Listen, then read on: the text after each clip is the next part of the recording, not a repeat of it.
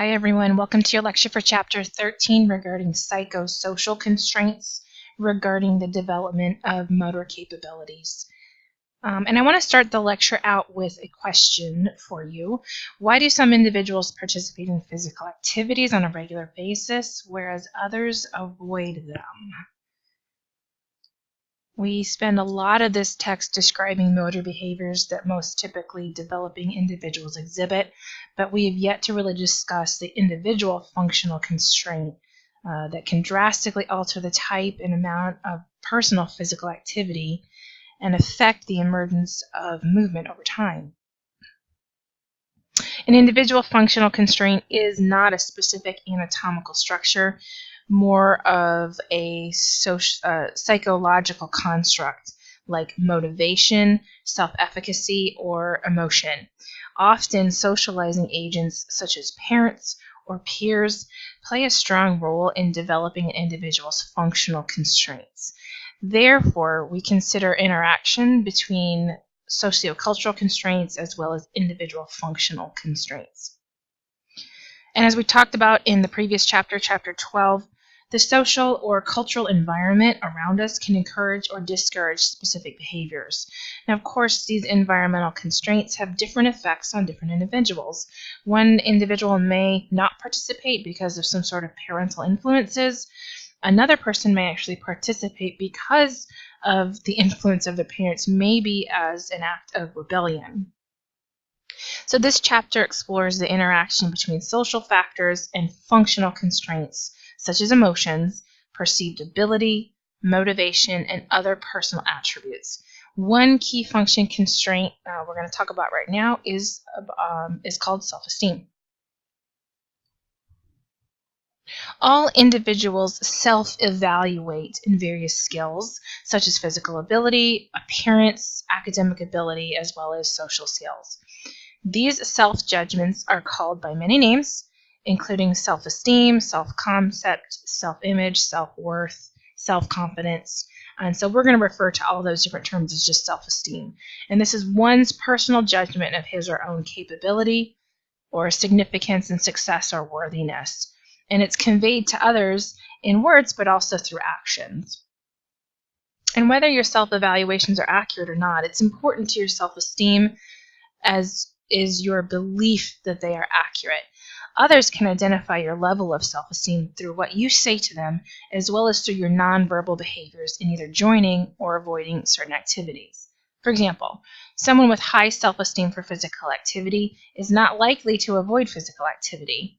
Self-esteem is important because it influences one's motivation to join and sustain particular activities. Macaulay and Sundstrom found a high correlation between physical activity and self-esteem.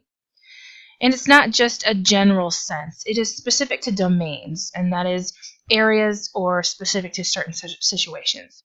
For an example, a certain teenage boy may evaluate himself as high in the physical and social domains, but low in the academic domain. And in each domain, individuals can differentiate their own abilities at even more specific levels. Academic ability may be perceived in terms of ability in mathematics, writing, a foreign language, and so forth. And so this chapter focuses on the self-evaluations in the physical domain related to physical skills. Professionals interested in motivating people to be active must understand self-esteem and the factors that influence people's judgment of their own capabilities.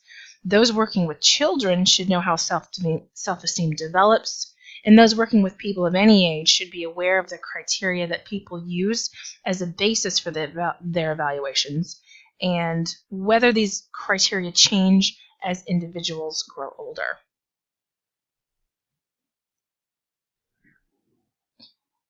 So you can see here figure 3.1 is our model of self-esteem. Emotions and social interactions influence the development of our self-esteem for physical performance, and the interactions are verbal as well as nonverbal. Children's self-esteem is greatly influenced by verbal and nonverbal communications from those who are significant to them. Remember, this could be a parent, a sibling, a friend, a teacher, or a coach. Verbal comments like good or why can't you do better are sources of information, as are facial expressions and gestures. Children are likely to compare themselves with other children as well, and the results of these evaluations influence the building of self-esteem. These appraisals and comparisons do not, however, exert equal influence throughout life. And so we're going to talk about how the pattern of influence can change.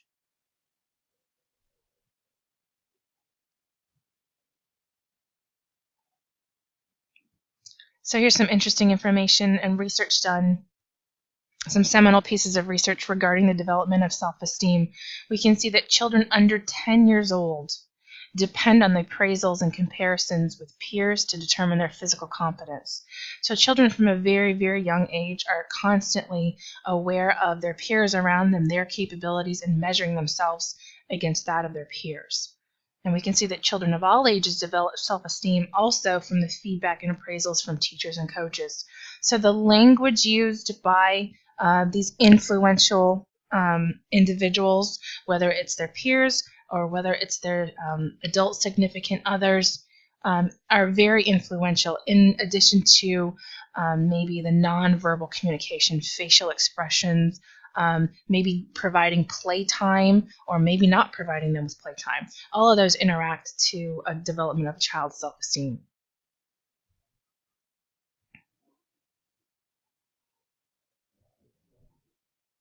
Children as young as 5 can compare themselves to others, and that's from Scanlon's research back in 1988. And under the age of 10, they really depend on the parent information and the outcome of contests rather than on direct comparisons. Young children are not as accurate as teenagers in their evaluations of their physical competence. The level of intrinsic motivation and the extent to which children believe they control their lives influence the accuracy of children's perceptions of their physical ability. Children older than 10 rely on comparisons with and appraisals given by their peers. Perceived competence is very, very important. Those with high perceptions of competence tend to have more positive reactions in sport and physical activity than those who feel less competent. Feedback and appraisal from teachers and coaches also contribute to the development of self-esteem in the physical domain. For example, male athletes ages 10 to 15 years show high self-esteem when they play for coaches who frequent encouragement and corrective feedback, especially if the athlete begins with somewhat low self-esteem. And when we talk about corrective feedback, it's not always about saying great job, great job. Frequent encouragement can be influential, obviously, but the corrective feedback can even be more influential, because this is how an athlete knows what their coach expects of them. So instead of saying great job, great job, great job all the time, we talk about specific praise. You did a really good job of blocking your opponent, catching the ball, cutting, and then turning. Obviously, that's a lot of specific praise all at once. You might not want to give all that information at one time, but it lets the athlete know what they did correctly and what they should repeat again in the future. Coaches' appraisals and self-perceptions of improvement also influence teenage girls, but the pattern of coaches' influence is actually kind of interesting. And this is exemplified in a study by Horn from 1985, where self-esteem did not increase when girls received reinforcement from coaches after successful performances. Instead, an increase in perceived competence was associated with criticism. Apparently, the coach's positive comments were general and did not relate specifically to the girl's performance, where the criticisms were associated with the skill error and often included a suggestion for performance or improvement. So therefore, it's a perfect example that global praise doesn't automatically elevate a child's self-esteem. This feedback needs to be specific so that the athlete can understand what to avoid and what to repeat the next performance. And you'll see good teachers and good coaches do this frequently without having to do a lot of thinking when providing specific feedback. I really like how you raised your hand before you spoke today. If you're a new teacher and if you're trying to instill some new rules into your classroom, if you want them to raise their hand before you speak, if a particular child does so, start the conversation after you call on that child by saying, I really appreciate the way that you raised your hand before you spoke. Thank you so much. What's your question? In regards to emotions, the development of self-esteem is also related to emotions associated with the participant. The pride and excitement associated with success, as well as the disappointment and stress associated with failures, influence a person's self-esteem and motivation to sustain participation. This relates not to just sport, but to physical activity in general. Enjoyment leads to higher levels of self-esteem, and in turn, motivation to participate. Likewise, perceptions of high ability and mastery, low parental pressure, and greater parent-coach coach satisfaction lead to enjoyment in pre-adolescents and young adolescents. So look at that list again very carefully. For developing for preteen adolescents, this is a crucial time in their lives where they are going to develop habits and patterns for the rest of their life. And so if we can understand that high ability, high mastery, combined with low parental pressure and greater coach or parent satisfaction leads to the increased participation in sports and physical activity.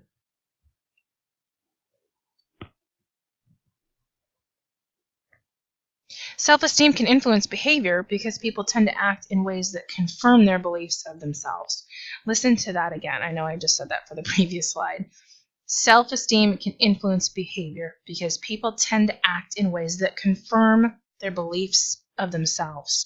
So if you say you can, you can. If you say you won't, you won't, is true in this particular situation because people tend to be self-consistent.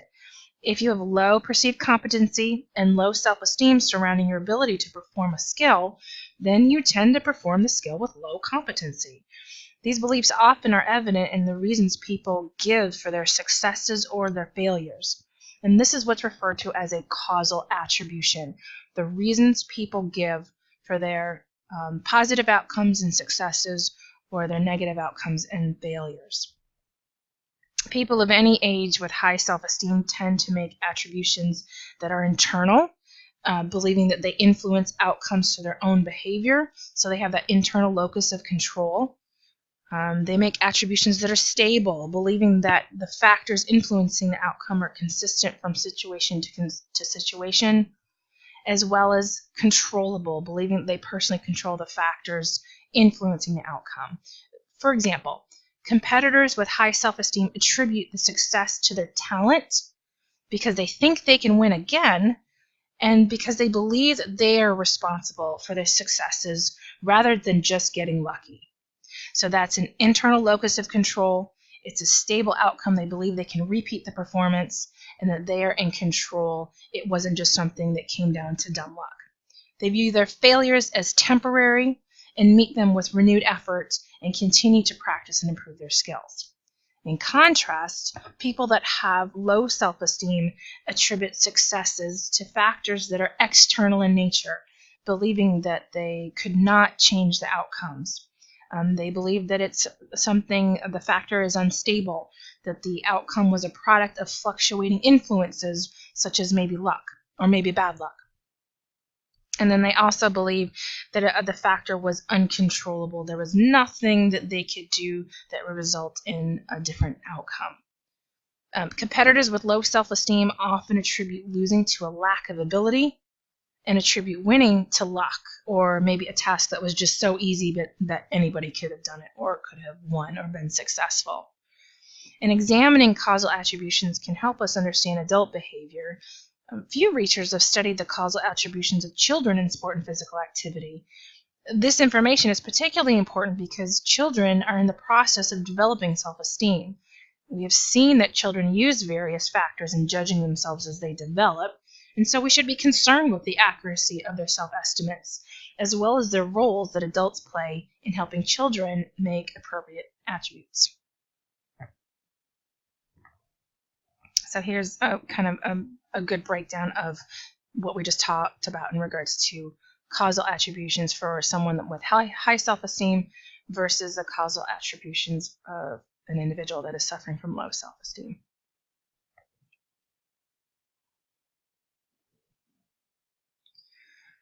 The sparse information available on age-related changes in children's attributions indicate that children between the ages of 7 and 9 attribute outcomes to both effort and luck more than older children and teens do. These factors really are unstable. And the children in the study performed by Bird and Williams in 1980, however, reacted to stories provided by the researchers rather than to the actual outcomes they experienced. And a more recent study actually failed to find age differences in attributions after actual participation. So because young children might not be able to distinguish between ability and effort very well, more information really is needed on age differences. Differences do exist in the attributions made by children who differ in their perceived physical competence. As expected, children with high physical self-esteem give internal, stable, and controllable reasons for their successes. Their attributions for success are more stable than their future expectations for success are higher and than those of children with low physical self-esteem. So again, children vary in the accuracy of their physical estimates, and girls who underestimate their physical abilities typically choose less challenging skills and then attribute the outcomes to external factors. Boys, on the other hand, who underestimate their physical abilities, report little understanding of what's responsible for their success or for their failure. Children who both perceive their physical abilities as low and tend to underestimate their abilities probably make inaccurate attributions about the outcomes of their efforts. And so their behavior is characterized by three things: an unwillingness to try challenging tasks because they don't want to fail, a lack of effort then to do well, maybe leaving them an opportunity to give the excuse that, oh, well, I failed because I didn't try my hardest. And also there's an avoidance, just a flat-out avoidance of participation. And maybe the excuse is, oh, well, I could have done that, or I could have done well at that, but, I just didn't want to. So parents, teachers, and coaches can help children, especially the ones with self-esteem, give proper credit to the reasons for their success or failures.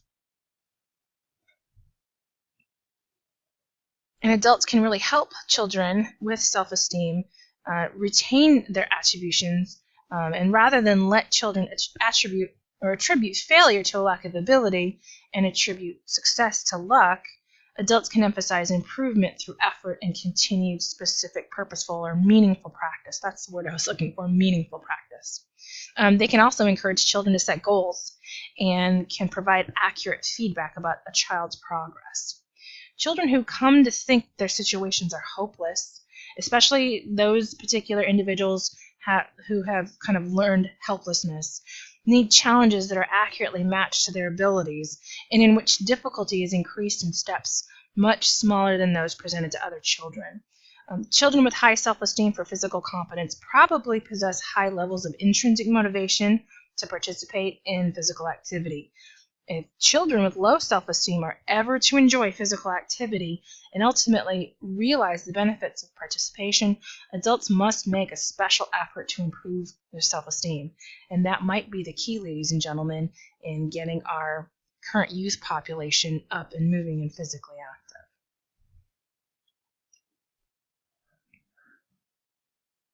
Well, what about adults' attributions? Adults evaluate themselves in a couple different ways. They obtain information from 4 different sources, and this is documented by Bandura, who did his research back in 1986, not 1896, that would be way too long ago. They obtain information from previous actual experiences. So they look back in their personal history to look at their successes and failures. Adults also take information or evaluate themselves based on the vicarious experiences observing a peer, observing somebody else. And so this is where a lot of comparison comes into play. They also form judgments about themselves regarding the verbal persuasion of others. So information from their peers and as well as their physiological state. And an individual's actual experiences are particularly influential in changing physiological status is a reality for most older adults, the aging process. Hooray, the aging process.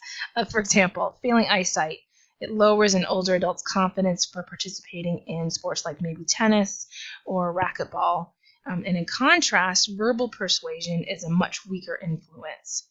The models available to older adults vary considerably. Some have opportunities to see others like themselves participating in a wide range of activities, and others do not, especially on a personal basis rather than, let's say, in a magazine or maybe on television.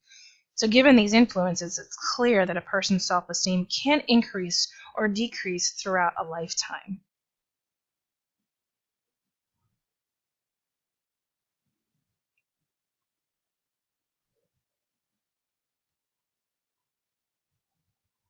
Moving on to another psychosocial constraint regarding the development of motor ability and motor skills is talking about motivation. The motivation to participate in activities of a certain type involves many different factors, including those that lead people to either start or join an activity. Other factors encourage people to persist in an activity and to exert effort in order to improve. And there's still other factors that lead people to end their involvement.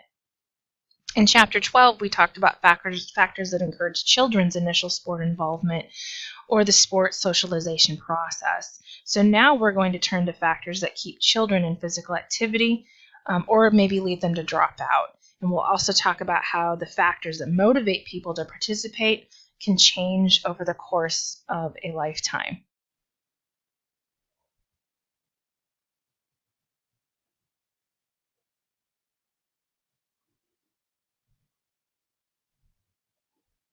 So we have this concept of persistence, and researchers have focused quite a bit of attention on the reasons that children and teens continue to participate in sport. And here are some general reasons for you. Reasons for continuing to play or continuing to be physically active include a desire to be competent by either improving a skill or reaching a goal, the desire to be with a group of people or to make new friends, to be a part of a team, to undertake in some sort of competition and be successful in that venture, the desire to have fun, and the desire to increase their fitness. Fun has a lot to do with why children stay or become or remain physically active. Macaulay and Sandstrom found that girls most often cited fun, followed then by health benefits as the reason they participate in physical activity. And most individuals cite not just one or two, but a lot of reasons for participating. Harder in 1978 and again in 1981 proposed some sort of competence motivation theory to explain this particular phenomenon. And according to the theory, children are motivated to demonstrate their competency and therefore seek out mastery attempts or opportunities to learn and demonstrate skills. Those that perceive that they are competent and believe that they control situations have more intrinsic motivation to participate than others. Membership in subgroups can also influence a person's motivation to persist in sport. An example of subgroups could be age groups, starters versus bench warmers, elite athletes versus recreational participants, and so on. And consider age groups. Brodkin and Weiss studied various age groups of competitive swimmers from ages of 6 to 9, 10 to 14, 15 to 22, 23 to 39, 40 through 59, and 60 through 74. And they found that children cited wanting to compete, liking the coaches, and pleasing family and friends as their reasons to participate.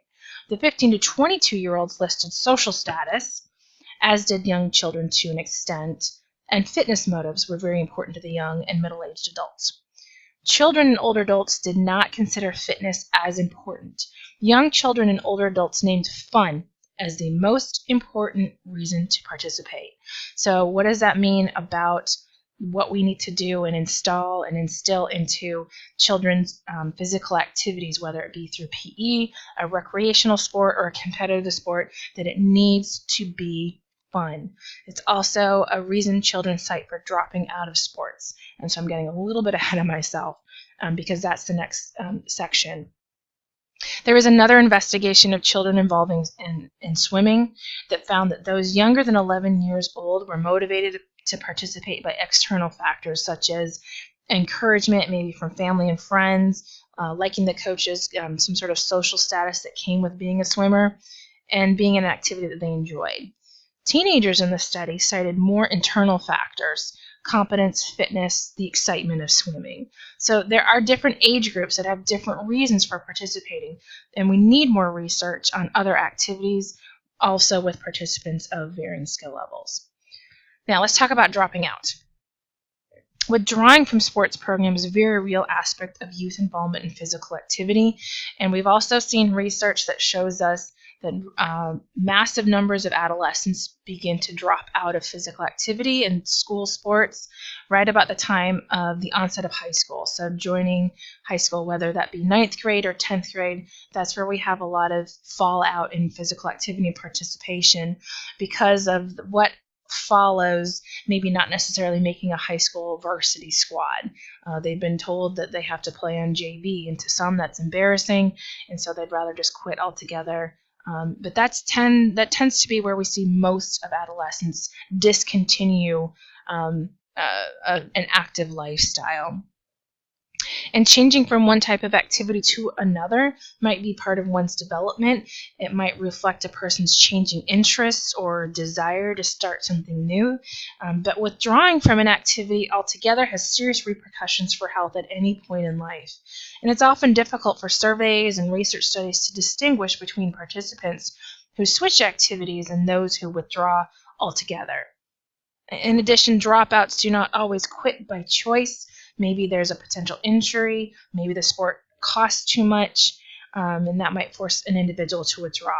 So the reason that participants give for quitting deserve really further attention and further research. But here are the reasons for an individual citing dropping out of a sport. And you can see there are lots of them from, and this is in no particular order, by the way. It's not rank ordered. These are just simply the reasons listed. So the dislike of a coach, they aren't getting the playing time that they want. They feel that they're under too much pressure, or there's too much of a time commitment. There's an overemphasis on winning. I think kind of inversely to that complaint, and then is the lack of fun associated with a lack of progress and a lack of success. Such negative reactions come from actually a small number of dropouts.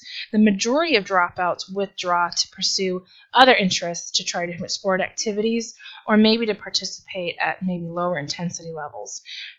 Teens also report dropping out to take jobs. Many plan to re-enter their sport later, and much of the attrition in youth sports reflect shifting interests and involvements rather than negative experiences.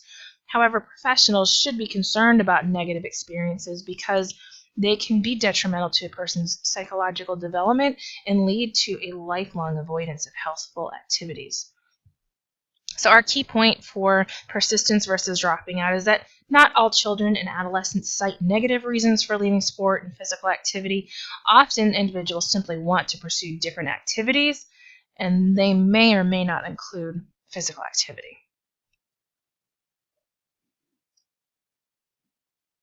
Okay, moving then, talking about teacher-centered versus student-centered approaches to participation. What motivates a child to learn a particular motor skill? When teaching fundamental motor skills to young children, instructors often attempt to promote change in movement through some sort of teacher-centered method. And what that means is that the instructor designs and presents developmentally appropriate activities in class, and then chooses when to progress the students to the next task. As a motor skill intervention, the teacher-centered approach was proven successful in various research studies from Goodway and Branta and Sweeting and Rink. However, right now it's unknown whether teacher-centered approaches are the most effective way to improve a child's motor skills. As an alternative, a group of researchers have examined a different approach toward teaching motor skills to young children, and it's called Mastery Motivational Climate. Fundamental to this approach is the notion that effort and outcome are related. That is, when a learner's environment is both mastery-oriented and highly autonomous, children achieve and learn. Several research studies have shown that this approach to teaching and learning leads to improvement in motor skills as well as in physical activity levels. So think of it as this. A teacher-centered approach puts the teacher in charge and is the one that leads the lesson, that imparts the wisdom, imparts the knowledge with some sort of task, whether it's an assessment, whether it's a project, whether it's a quiz, or a lesson assignment. The student-centered approach would actually put the student in a bit of control in planning what they're going to be doing and how it will be measured, and then actually participating in the event itself. So it does put quite of responsibility on the student. An example, ladies and gentlemen, would be some of the activities that we've done in our class together during face-to-face class instruction. There will be a bit of teacher dialogue, a bit of teacher lecture, but then I actually put certain students to present a certain small portion of the lecture in order to make them kind of responsible for that information, to help learn that information, and to pass that information on to their peers as a way of being more of a student-centered approach in the classroom, as opposed to just listening to your teacher hours upon hours on end. But how would an instructor develop a mastery motivational climate for young children? Well, researchers at Auburn University provided a model that follows the principles presented by Ames in 1992, and they called it High Autonomy Physical Play Environment, or HAPPE, and they describe it as toddlers or young children engage in a variety of authentic and meaningful tasks that match their skill abilities. The primary authority in the classroom rests with the teacher, but toddlers and young children are actively involved in decision-making, self-management, and self-monitoring, and as well as having opportunities to develop leadership roles. So once again, that's an important fact to hear, because it doesn't mean that you just completely give the classroom over to the children to make the determination. The teacher is the authority and will decide ultimately what's best, but it plays more of a guiding role than an authoritative role.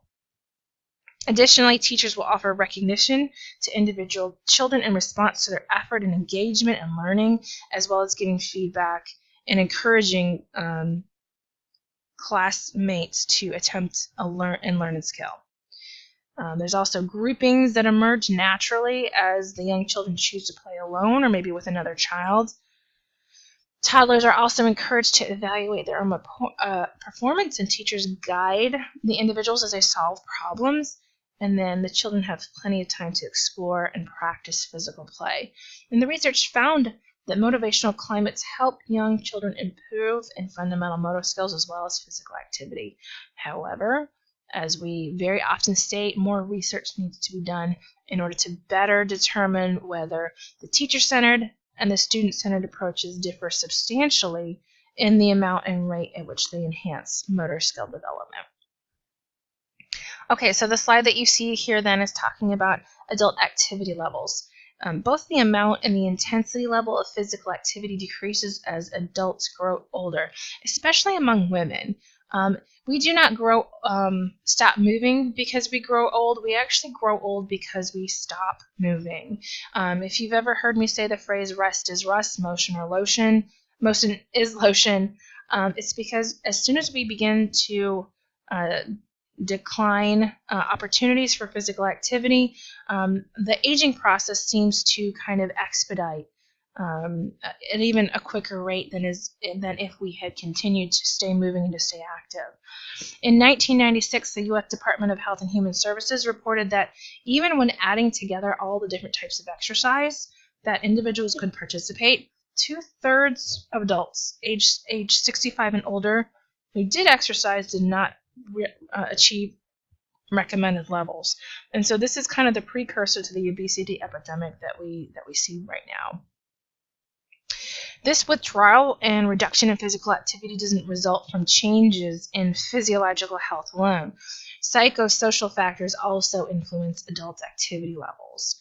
And some of these include stereotypes of appropriate activity levels, limited access to facilities or programs, maybe earlier childhood experiences or concerns over personal limitations on exercise.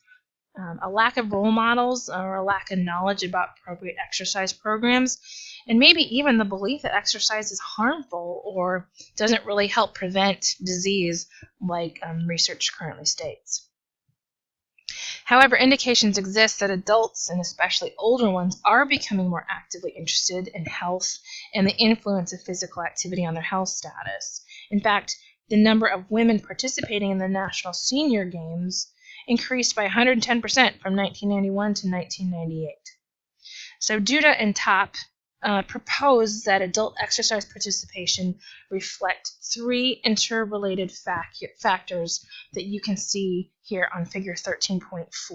And that has to do with personal incentives, such as a desire to demonstrate mastery or to compete with others, receive recognition, maintain health, cope with stress, or improve their physical fitness.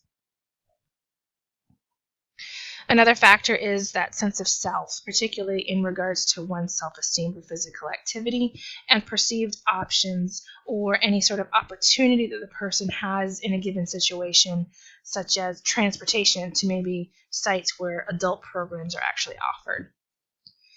Personal incentive values and self-esteem can change throughout life. For example, as an adult ages, the desire to compete might decrease, while the desire to be with others might increase. Older adults can also come to perceive that their physical abilities have declined over time. Boy, don't we know it, right? Especially those of us that were very physically active as children and as youth. Maybe we have some previous injuries or nagging pains, aches and pains that only become enhanced over time. Duda and Top actually surveyed 144 adults in 3 age groups who were participating in a particular exercise program. Personal incentives differed among the age groups, and especially between men and women. Middle-aged and older adults placed more value on the health benefits of exercise than did young adults. For example, figure 13.5 in your textbook shows the extent to which men and women in each age group valued the stress-reducing benefits of exercise. Young men put little emphasis on this exercise benefit. Men also valued competitive activities more than women did. Exercise leaders then might help older adults stick to their exercise programs by emphasizing social interaction, health benefits, and stress reduction. So I apologize as I'm going through the slides here. I see that I've basically presented the entire the rest of the PowerPoint with you, but I talked right past through these slides. So just take an opportunity to reread these last couple slides as it pertains to the rest of the information for this particular chapter. I apologize. I need to get better about clicking as I'm lecturing at the same time. So we're going to go ahead now and jump to the end because we've actually covered all these slides. I just didn't sync my speaking with the information on the slides.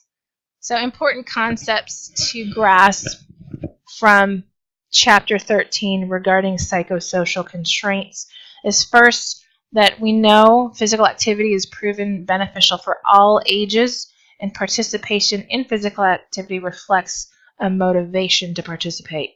And motivated people at all ages tend to have higher levels of self-esteem, and we can improve self-esteem through the efforts of our peers, coaches, and significant others, especially with that specific praise or specific feedback. And that concludes our lecture for Chapter 13 regarding psychosocial constraints. Don't forget to maybe test your knowledge at the end of the chapter with some of the questions, and also read back through the PowerPoint again as you were studying.